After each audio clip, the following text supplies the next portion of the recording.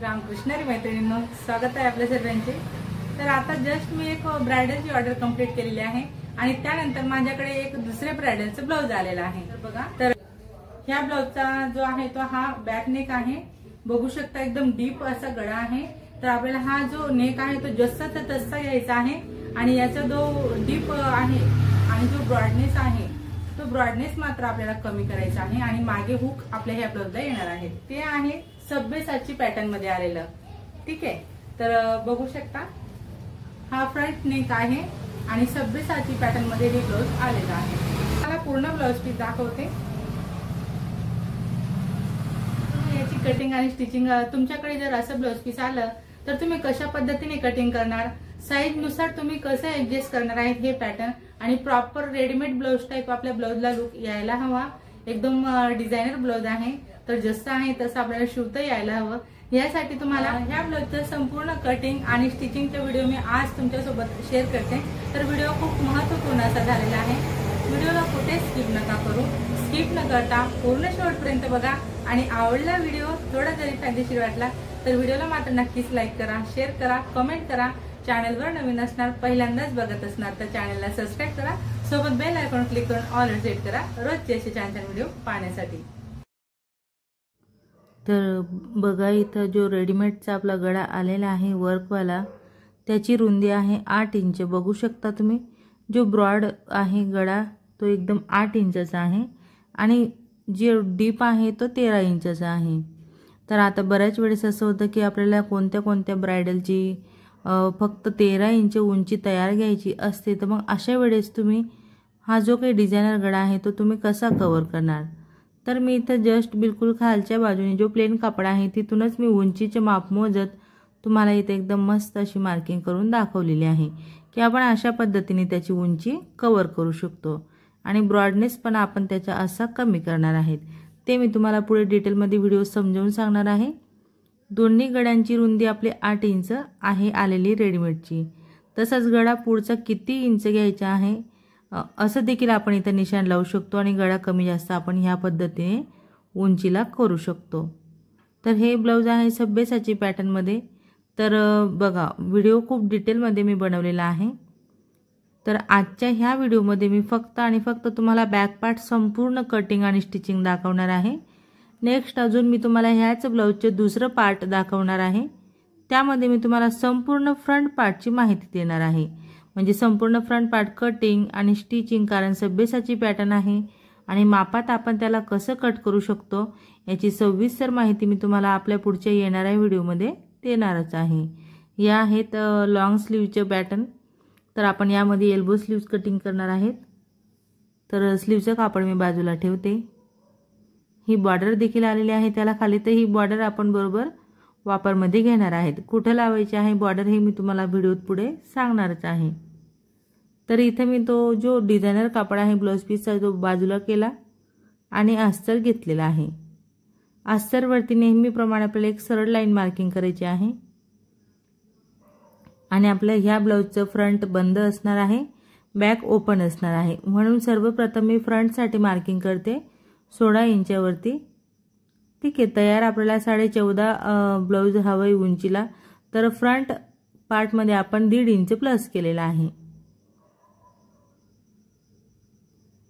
तर इथं झालेलं आहे आपलं बरोबर। आपण शोल्डर घेतलेला आहे 7.5 आणि मुंडा खोली घेतलेली आहे आपण इथं 6.5, कारण डीप गळा असल्यामुळे मी मुंडा खोली कमी घेतलेली आहे।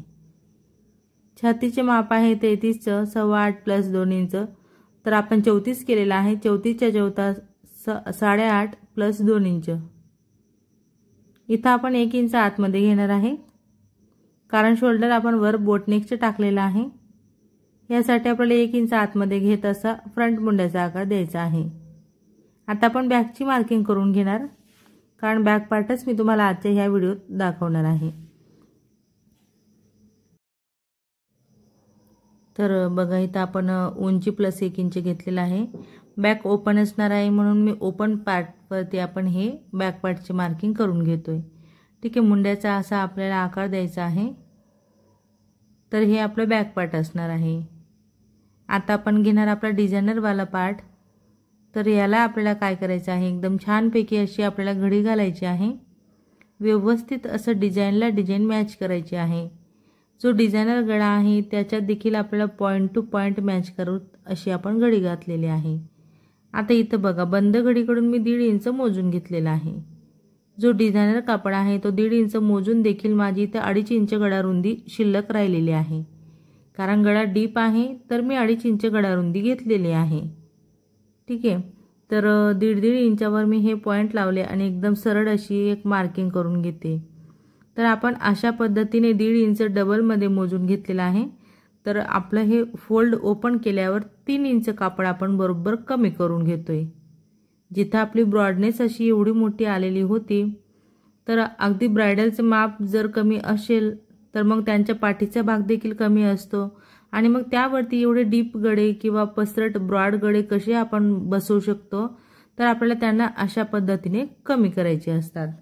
ठीक आहे. एखादी एकदम हेल्दी साईजवाली जर आपल्याकडे ब्रायडल आली तर मग त्यांना मात्र हे ब्लाऊज व्यवस्थित येणार आहे, जसं की 36-38 ह्या साईजसाठी. पण मग त्याहून कमी माप 32-34 पर्यंत आपण त्यांना असं कव्हर करू शकतो. तर मी आता ब्रॉडनेस पण कमी केलेला आहे आणि असं कटिंग केलेलं आहे. आता फ्रंट तर मी तुम्हाला नेक्स्ट दुसऱ्या पार्टमध्येच दाखवणार आहे डिटेलमध्ये.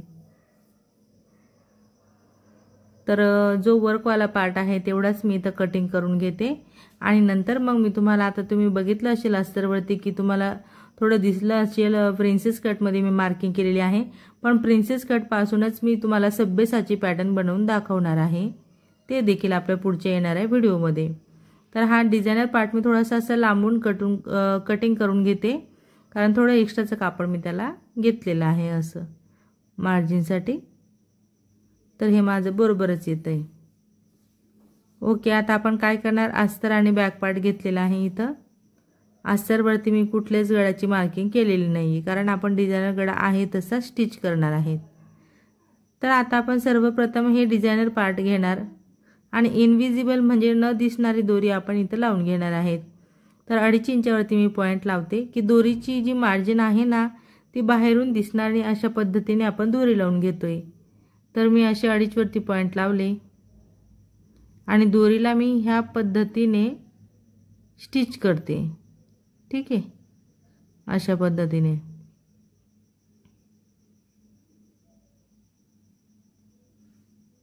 ओके. तर आता ही दोरी आपली अशा पद्धतीने स्टिचिंग झालेली आहे.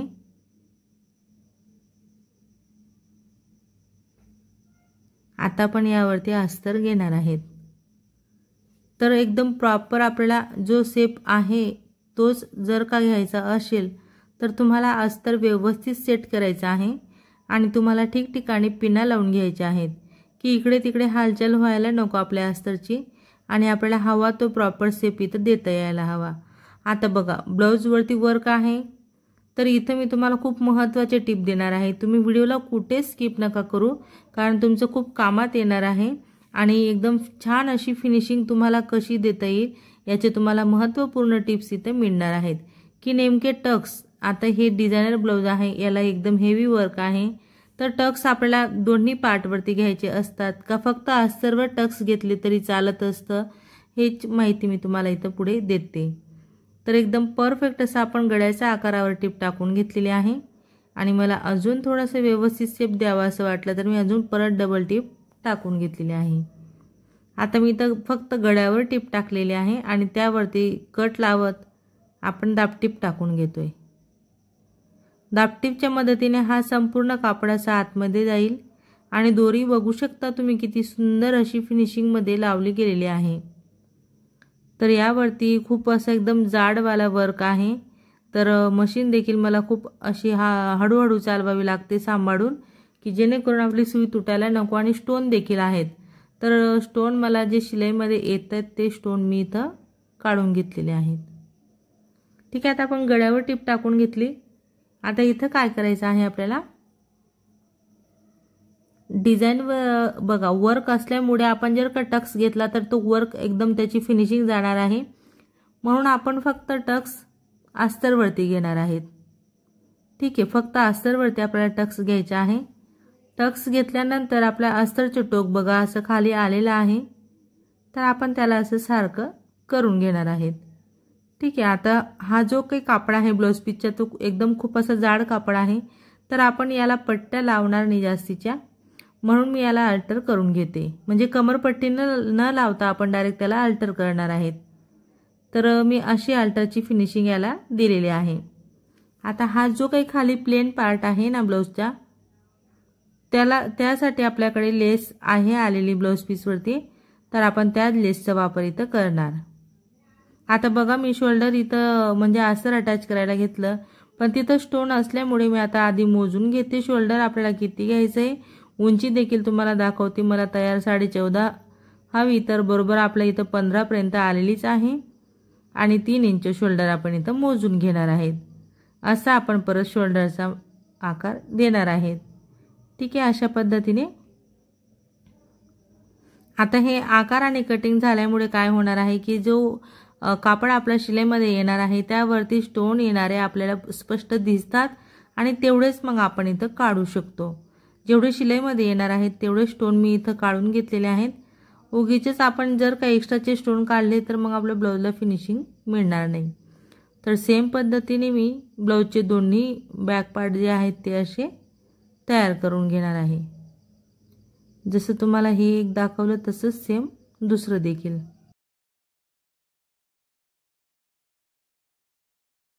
आता बघा ही जी बॉर्डर आलेली आहे ती बॉर्डर मी इथं फक्त 8 इंच घेणार आहे। दोन्ही पार्टवरती 8-8 इंचपर्यंत लावणार आहे, कारण इथं ब्रायडलचे कंबर आहे 26चा चौथा भाग होतो बरोबर 6.5, तर मार्जिनमध्ये अजून म्हणजे आपली ही बॉर्डर जाणारच आहे।